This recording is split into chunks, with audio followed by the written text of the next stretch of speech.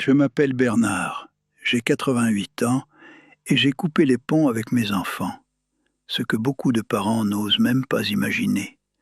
Après 60 ans de dévouement absolu, après avoir tout donné, tout sacrifié, tout construit pour eux, j'ai décidé un matin de ne plus appeler, de ne plus attendre, de ne plus me blesser contre des murs qui ne s'ouvraient plus depuis longtemps. Et c'est la meilleure décision que j'ai prise depuis des années. J'ai été comptable pendant 38 ans dans la même entreprise. J'ai été marié pendant 52 ans à Hélène, la femme de ma vie, morte il y a 7 ans d'un arrêt cardiaque dans son sommeil. J'ai eu 3 enfants, Michael, l'aîné, Sophie, la cadette, et Julien, le petit dernier. Je les ai aimés d'un amour total, inconditionnel, de ceux qui ne calculent pas et ne demandent rien en retour, parce qu'ils ne savent pas faire autrement. Et puis un jour, après des années à ignorer des signaux que je ne voulais pas voir, après des mois à trouver des excuses que je ne croyais plus vraiment, après des dizaines de conversations avec moi-même dans le silence de mon appartement, j'ai regardé les choses en face. La relation que j'avais avec mes enfants était devenue à sens unique, entièrement, complètement, douloureusement à sens unique. Laissez-moi vous dire comment on arrive là, parce que ça n'arrive pas du jour au lendemain. Ça s'installe progressivement, comme toutes les choses qui font vraiment mal. Comme une eau qui monte si lentement qu'on ne réalise qu'on se noie que quand elle est déjà au-dessus des genoux. Après la mort d'Hélène, les enfants étaient venus, tous les 3. Ils pleuraient, ils me serraient dans leurs bras. Ils disaient les mots qu'on dit dans ces moments-là. Tu n'es pas seul, on est là, on sera toujours là. Et pendant quelques semaines, c'était vrai. Ils appelaient régulièrement. Ils prenaient des nouvelles. Michael avait même passé un week-end entier avec moi dans les premières semaines, à ne rien faire de particulier, juste à être là. Et puis, la vie avait repris, leur vie, leurs emplois du temps, leurs enfants, leurs obligations, leurs journées qui n'attendaient pas. Je comprenais vraiment. La vie continue, c'est ce qu'elle est censée faire, et je n'aurais pas voulu qu'ils s'arrêtent de vivre pour moi. Mais ce n'était pas ça qui s'était passé. Ce qui s'était passé, c'est que progressivement, sans décision consciente de leur part, je crois, sans volonté de me blesser, j'avais simplement cessé d'exister dans leur vie autrement que comme une case à cocher de temps en temps. Un appel le dimanche, quand Michael se souvenait que ça faisait longtemps. Un message pour mon anniversaire de Sophie, avec 2 lignes et un emoji. Une visite de Julien tous les 2 ou 3 mois, toujours trop courte, toujours avec cette façon d'avoir l'air pressé de repartir, même quand il venait d'arriver.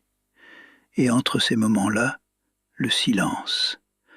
Un silence que je remplissais seul dans mon appartement, avec mes 2 tasses de café, et mes promenades, et mes livres, et mes carnets. Un silence qui avait d'abord été douloureux, puis qui était devenu familier, et qui m'avait, je crois, progressivement endormi. Le réveil avait été brutal. C'était un dimanche de novembre. Michael avait dit qu'il viendrait déjeuner avec ses fils. Je m'en souvenais parce que je l'avais noté dans mon carnet, parce que ces visites, j'y tenais, et je voulais m'en souvenir. J'avais préparé un repas. J'avais mis la table avec soin. J'avais acheté les biscuits que ses fils aimaient. J'avais attendu. Il n'était pas venu. Pas d'appel. Pas de message avant. Un SMS à 14 heures pour dire qu'il était désolé, qu'un empêchement était survenu, qu'on se reprendrait. Pas d'explication, pas de proposition de date alternative, juste ce message court qui disait « Je n'ai pas pu », sans dire pourquoi et sans vraiment sembler y attacher d'importance. J'avais regardé cette table mise, les assiettes pour 4, les verres, les biscuits ouverts dans leur paquet. Et j'avais ressenti quelque chose que je n'avais pas souvent ressenti dans ma vie. Pas de la tristesse, quelque chose de plus tranchant, quelque chose qui ressemblait à ce qu'on ressent quand on comprend qu'on s'est trompé sur quelqu'un depuis longtemps. J'avais commencé à compter. Pas par amertume, pas pour dresser un bilan accusateur, mais parce que je suis comptable et que les chiffres sont ma façon de voir les choses clairement quand les émotions brouillent tout. J'avais compté les rendez-vous annulés de l'année écoulée, les appels promis qui n'étaient jamais venus, les fois où j'avais appelé moi et où on m'avait rappelé 2 jours plus tard, avec un « désolé, j'étais débordé ». Les anniversaires passés avec un message et non avec une voix. Les Noëls où j'avais attendu en sachant que j'attendrais probablement seul. Les chiffres ne mentaient pas, la réalité qu'ils décrivaient non plus. Mais ce n'était pas que l'absence. Ce qui m'avait ouvert les yeux vraiment, ce qui m'avait fait comprendre quelque chose que je n'aurais pas voulu comprendre, c'était la qualité des contacts qui restaient. Parce que mes enfants m'appelaient encore parfois. Mais ces appels avaient une forme. Ils commençaient toujours de la même façon, par quelques phrases sur comment j'allais, et ils glissaient rapidement vers le vrai sujet. Un conseil à demander, une information à obtenir, une décision qui me concernait et sur laquelle ils voulaient avoir leur mot à dire. Ou parfois plus directement, une demande. Financière, pratique, logistique. Ces appels-là, ils venaient, régulièrement, avec cette ponctualité qu'on n'a pas pour les appels qui ne servent à rien d'autre qu'à dire « je pense à toi ». J'avais réalisé progressivement que j'existais dans leur vie essentiellement comme une ressource affective quand ils avaient besoin de se sentir de bons enfants, une ressource financière ou pratique quand une situation l'exigeait, et une case dans leur conscience qu'ils cochaient de temps en temps pour ne pas avoir à se demander s'ils étaient de bons enfants. Ce n'était pas de la méchanceté. Je veux être absolument clair sur ce point parce que c'est important. Mes enfants ne sont pas des monstres. Ils ne m'ont pas consciemment décidé d'exploiter ou de négliger.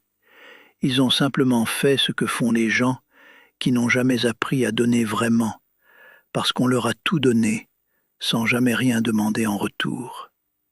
Ils avaient appris, sans s'en rendre compte, que papa était là quoi qu'il arrive, que papa attendrait, que papa comprendrait, que papa avait toujours compris. Et j'avais compris. Pendant 60 ans, j'avais compris. Jusqu'au matin où j'avais regardé une table mise pour 4 avec des biscuits ouverts et un SMS qui disait « Désolé ». La décision n'était pas venue dans un éclat de colère. Elle n'était pas venue d'un coup. Elle avait mûri pendant des semaines, silencieusement, dans ce fauteuil près de la fenêtre, où je réfléchissais aux choses qui comptaient vraiment. Elle était venue d'une question simple que je m'étais finalement posée honnêtement. Cette question était celle-ci. Est-ce que ces relations me font du bien ? Est-ce qu'elles m'apportent quelque chose qui ressemble à de la chaleur, à de la présence, à ce sentiment d'être vu et aimé pour ce qu'on est? Ou est-ce qu'elles me laissent à chaque fois avec quelque chose de creux, une déception renouvelée, une blessure qui ne guérit pas parce qu'elle est rouverte avant d'avoir le temps de cicatriser? La réponse était là, claire et froide comme les chiffres dans mes carnets de comptable. Ces relations me faisaient du mal, régulièrement, prévisiblement, et j'y revenais quand même parce que c'étaient mes enfants et que j'avais décidé il y a longtemps que l'amour paternel ne pouvait pas avoir de limites. Mais j'avais eu tort. L'amour peut avoir des limites. Pas des limites dans ce qu'on ressent, mais des limites dans ce qu'on s'impose, dans ce qu'on accepte de subir au nom de ce qu'on ressent, dans cette façon de se blesser encore et encore contre la même réalité, en espérant que cette fois, elle sera différente. J'avais cessé d'appeler. Du jour au lendemain, sans explication, sans lettre, sans grand discours. J'avais simplement arrêté. Arrêté d'être celui qui prenait des nouvelles. Arrêté d'être celui qui proposait des dates. Arrêter d'être celui qui attendait et qui comprenait quand on n'arrivait pas. Arrêter d'organiser ma vie autour de présences qui n'étaient pas là. Les premiers jours avaient été étranges. Pas douloureux comme je l'aurais cru. Étranges. Comme quand on pose un poids qu'on portait depuis si longtemps qu'on ne le sentait plus vraiment, mais dont l'absence se remarque immédiatement dans la façon dont on se tient. Michael avait appelé 10 jours après. Sa voix avait ce ton légèrement surpris de quelqu'un qui n'avait pas l'habitude que ce soit lui qui appelle en premier. On avait parlé brièvement. Il m'avait demandé si tout allait bien. J'avais dit oui. Il avait dit qu'on se reverrait bientôt. J'avais dit peut-être, pas avec froideur, avec une neutralité tranquille qui n'appelait ni à la culpabilité ni à la conversation. Sophie avait envoyé un message 2 semaines plus tard, un message de 3 lignes pour demander comment j'allais. J'avais répondu en 2 lignes que j'allais bien. Elle n'avait pas rappelé. Julien avait mis 1 mois. Quand il avait appelé, il y avait dans sa voix quelque chose de différent, quelque chose qui ressemblait à une inquiétude réelle, pas au genre d'inquiétude performative qu'on affiche pour se sentir bien, une vraie. Il m'avait demandé ce qui se passait, pas comment j'allais, ce qui se passait. La nuance était importante et je l'avais remarqué. Je lui avais répondu honnêtement, pas avec des reproches, avec des faits. Je lui avais dit que j'avais décidé de ne plus organiser des relations qui me coûtaient plus qu'elles ne m'apportaient, que j'avais 60 ans de dévouement derrière moi et que j'avais décidé que les années qui me restaient méritaient d'être vécues différemment, pas dans l'attente, pas dans la déception renouvelée, dans quelque chose qui ressemblait à de la paix. Il y avait eu un long silence. Et puis Julien avait dit quelque chose que je n'attendais pas. Il avait dit « Papa, tu as raison ». Et j'avais entendu dans ces 3 mots quelque chose de douloureux et de sincère en même temps, comme quelqu'un qui reconnaît une vérité qu'il avait préféré ne pas regarder. On avait parlé longtemps ce soir-là, plus longtemps que nous n'avions parlé depuis des années. Pas de tout régler, pas de tout réparer. Certaines choses ne se réparent pas entièrement. Mais de se parler vraiment, lui et moi, sans la politesse de surface qui remplace souvent les vraies conversations dans les familles où on s'aime sans savoir comment le montrer. Julien et moi, on se parle encore, différemment. Moins souvent peut-être en nombre d'appels, mais chaque appel compte. Chaque appel est réel. Michael et Sophie ont essayé de reprendre contact à quelques reprises. Je réponds. Je ne rejette pas. Mais je ne cours plus après. La différence est subtile de l'extérieur. Elle est immense de l'intérieur. Ce qui a rempli l'espace laissé par ce que j'avais lâché, c'est quelque chose que je n'aurais pas pu anticiper.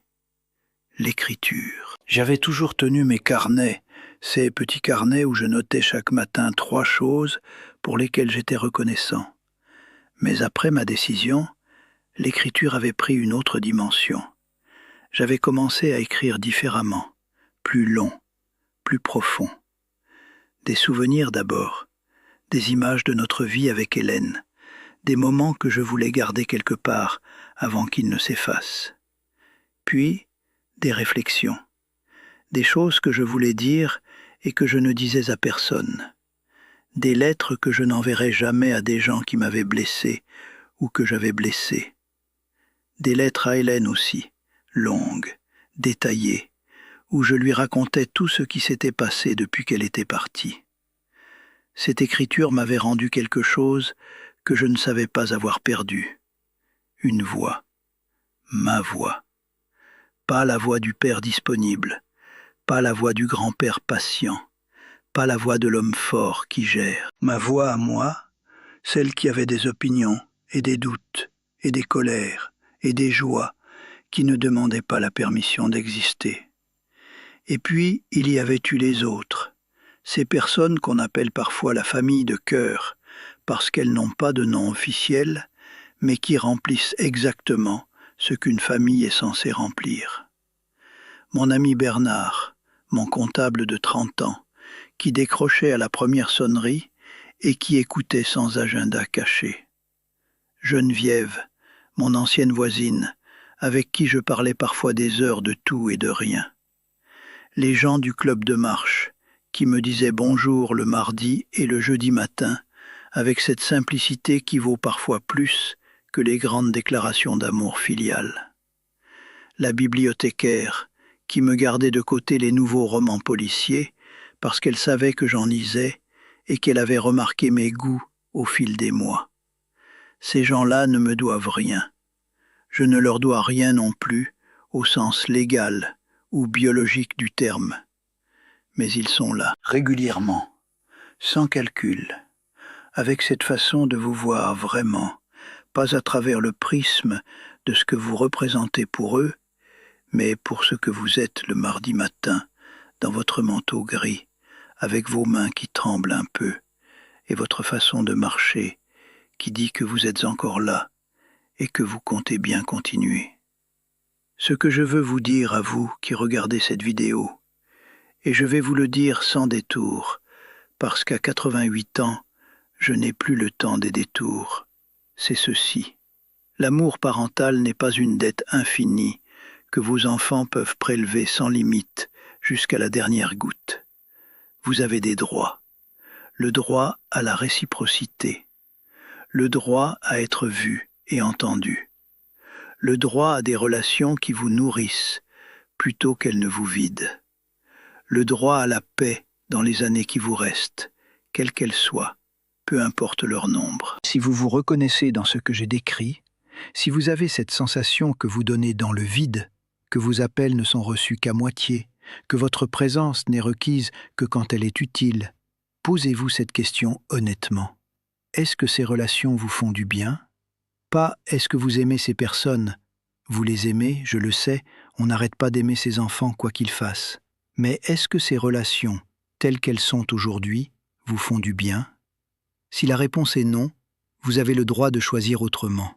Vous avez le droit de cesser d'organiser l'espoir, de cesser d'attendre ce qui ne vient pas, de vous tourner vers les gens qui sont vraiment là et de leur donner l'énergie et l'amour que vous aviez réservé à ceux qui ne la recevaient pas vraiment. Ce n'est pas de la froideur, ce n'est pas de l'abandon, c'est du respect de vous-même. Et le respect de vous-même, à 80 ans, à 85 ans, à 88 ans, n'est pas un luxe. C'est une nécessité. Je m'appelle Bernard, j'ai 88 ans. Je vis seul dans mon appartement avec mes 2 tasses de café et mes carnets et mes livres et mes promenades. Mes enfants existent dans ma vie d'une façon différente de ce qu'elle était avant. Julien et moi, on se parle vraiment maintenant. Michael et Sophie, je les laisse venir quand ils viennent. Je ne cours plus après. Et le matin, dans la cuisine, avec la lumière qui entre par la fenêtre, et le café qui chauffe, et le silence qui est enfin le mien vraiment, il y a quelque chose que je n'avais pas connu depuis longtemps. Quelque chose de simple et de complet, qui s'appelle la paix. La dignité n'a pas d'âge, la paix non plus. Et il n'est jamais trop tard pour décider qu'on les mérite. Si cette vidéo vous a touché, si elle a nommé quelque chose que vous portiez sans pouvoir le dire, laissez un commentaire. Vous n'avez pas à tout expliquer, un mot suffit. Je lis tout. Et si vous connaissez quelqu'un qui a besoin d'entendre ça ce soir, quelqu'un qui donne trop depuis trop longtemps à ceux qui ne reçoivent plus vraiment, partagez cette vidéo. Parfois, le bon mot au bon moment change quelque chose. Pas tout, mais quelque chose.